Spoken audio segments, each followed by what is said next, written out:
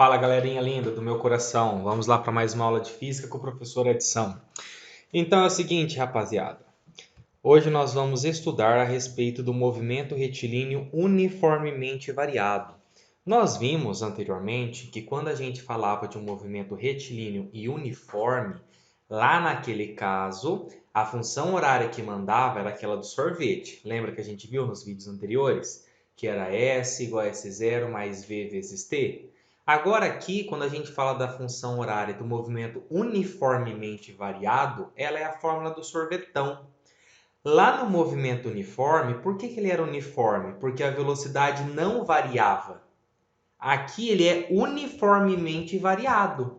Consequentemente, a gente tem como característica que a velocidade ela varia, ok?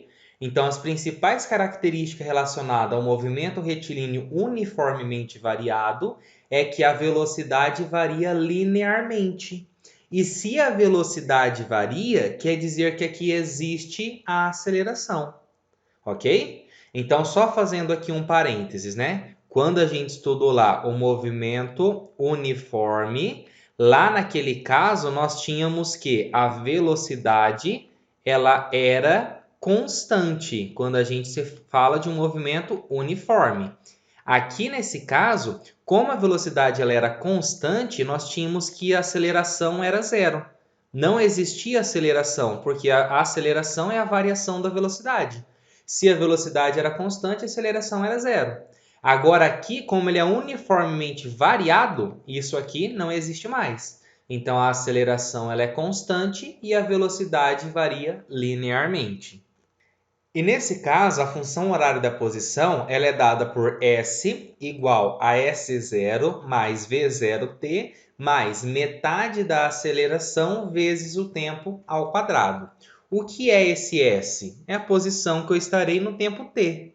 S0 continua sendo a minha posição inicial. Esse V0 é a minha velocidade inicial. O t é um instante de tempo t.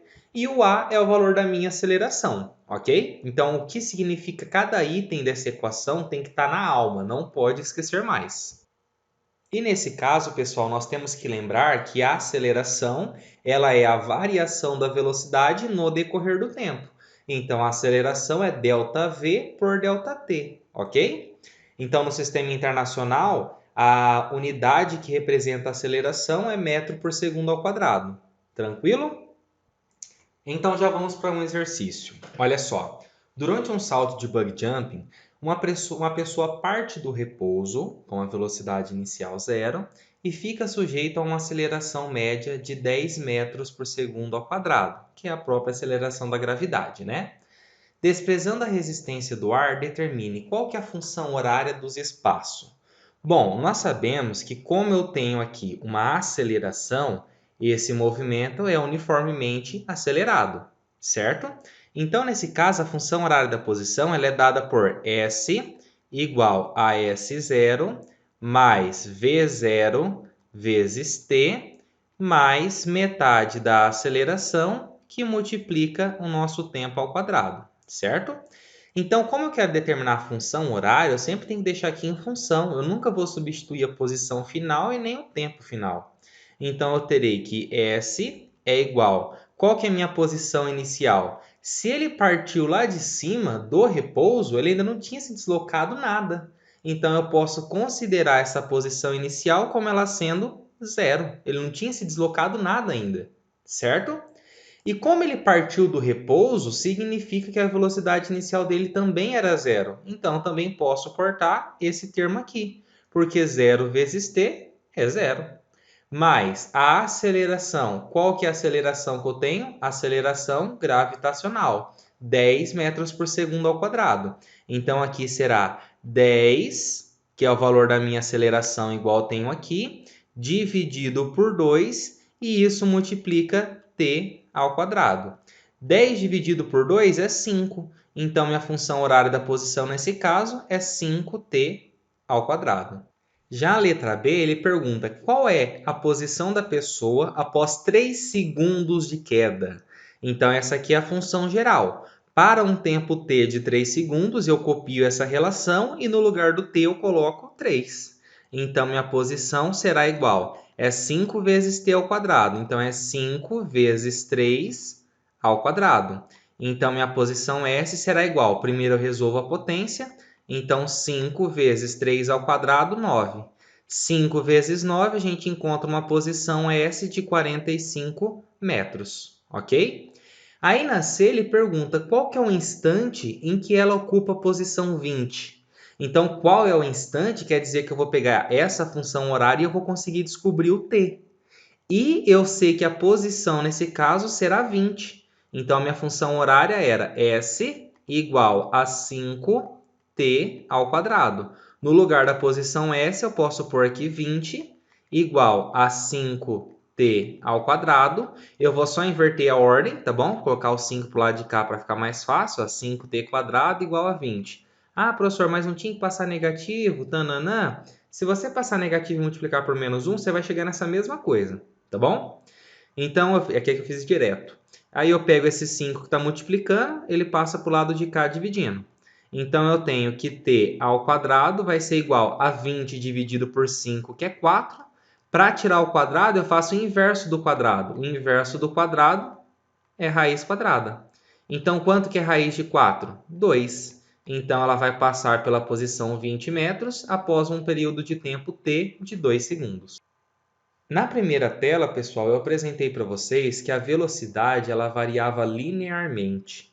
Para quem já estudou o conceito de função, isso aqui é bem fácil, porque quando a gente tem uma função do primeiro grau, ela é desse tipo aqui, ó, y é igual a ax mais b.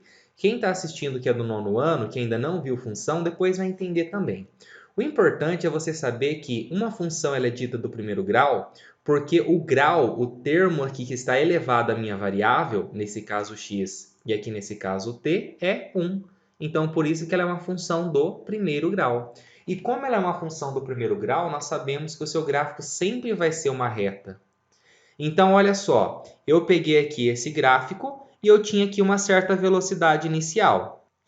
Então, como a velocidade varia de acordo com essa função horária, olha só, eu peguei aqui um valor da velocidade inicial. O que acontece se eu tiver uma aceleração maior do que zero? Uma aceleração maior do que zero significa que eu tenho um movimento que ele é chamado de acelerado. O que é um movimento acelerado? É aquele movimento que aumenta o valor da velocidade no decorrer do tempo. Aqui, inicialmente, eu tinha esse valor de velocidade. Se aqui embaixo eu tiver 1 segundo, olha só, ele não aumentou em relação à posição inicial? Aumentou para cá. Se aqui for 2 segundos, olha só, ele aumentou de novo. Se aqui for 3 segundos, olha só, ele aumentou de novo. Então, quando a aceleração é maior do que zero, eu tenho um movimento que é chamado de acelerado, ok? E nesse caso do rosinha, olha só, ele vai diminuindo com o decorrer do tempo, porque eu tenho uma aceleração negativa. Então, isso aqui é uma reta crescente, porque a aceleração é positiva, e aqui eu tenho uma reta decrescente, porque a aceleração é negativa. E quando a aceleração é negativa, esse movimento recebe o nome de retardado. Por que ele é retardado? Porque nesse caso eu estou diminuindo a velocidade com o decorrer do tempo. Aqui eu tinha uma velocidade. Após um segundo, olha só, ela está diminuindo. Diminuiu de novo, até que ela chega aqui nesse ponto que ela vale zero. Ok? Então tem que ficar claro, ó. Aceleração positiva, movimento acelerado. Aceleração negativa, movimento retardado. Tranquilo? Essa representação aqui é apenas um outro modo que a gente consegue provar que a aceleração realmente ela é dada pela variação da velocidade dividido pelo intervalo de tempo. Agora veremos como que a gente aplica essa função horária da velocidade em um exercício.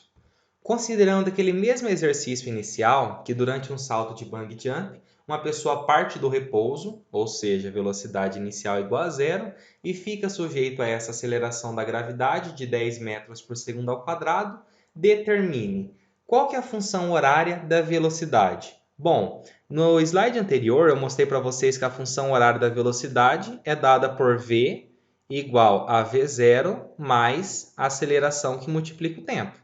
Como eu quero a função horária, eu vou manter esse v e vou manter o t. Mas eu conheço a minha velocidade inicial, ela é zero, então nesse caso ela some. A aceleração, o exercício me informou aqui que vale 10. Então, minha função horária da velocidade será 10 vezes t. Eu sempre tenho que deixar de um modo genérico na hora de eu deixar a função horária da posição. Aí na letra B ele pergunta qual vai ser a velocidade no instante 3 segundos. Aí sim eu pego essa função horária e substituo o tempo. Então minha velocidade ela é igual a 10t. Nesse caso o t vale 3. Então, consequentemente, eu tenho aqui uma velocidade igual a 10 vezes 3, 30 metros por segundo. Tranquilinho? E na letra C ele pergunta em qual instante, então eu tenho que descobrir agora o tempo, que a minha velocidade será 20. Então, ó, a minha função horária da velocidade era v é igual a 10 que multiplica o tempo t, certo? Então, ó, essa velocidade de 20 eu coloco aqui no lugar do v. Então, 20 será igual a 10 vezes t. Esse 10 está multiplicando, passa para o lado de cá dividindo. 20 dividido por 10, 2. Então, eu encontro um tempo t igual a 2 segundos. Nunca foi tão fácil. Outra parte de análise gráfica, pessoal, lembra que nós conversamos que a aceleração ela é constante? Se ela é constante, quer dizer que ela nunca varia no decorrer do tempo, certo? Então, olha só como que é o gráfico de uma coisa constante. Imagina que inicialmente aqui eu tinha uma aceleração de 3 metros por segundo ao quadrado, uma aceleração positiva. Então, inicialmente, ela valia 3 metros por segundo ao quadrado. Imagina aqui que eu tenho o tempo t igual a 1 segundos. Quanto que ela vale? 3 metros por segundo ao quadrado. Depois de 2 segundos, quanto que ela vai valer? 3 metros por segundo ao quadrado. E depois de 1 milhão de segundos? 3 metros por segundo ao quadrado. Por quê? Porque ela é constante, ela nunca vai mudar. Então, por isso que o gráfico é essa retinha, que ela é paralela ao eixo do tempo, tá bom? E qual que é a diferença dessa roxinha para essa rosinha aqui embaixo? Que essa aqui ela possui um valor positivo, então ela tem que ficar acima do zero, porque é um movimento acelerado. E aqui embaixo ela seria um valor negativo, por exemplo, aqui menos 3 metros por segundo ao quadrado. Então, por isso que ela está abaixo do eixo zero, abaixo do ponto zero. E como ela é menor do que zero, isso é um movimento retardado. Tranquilo?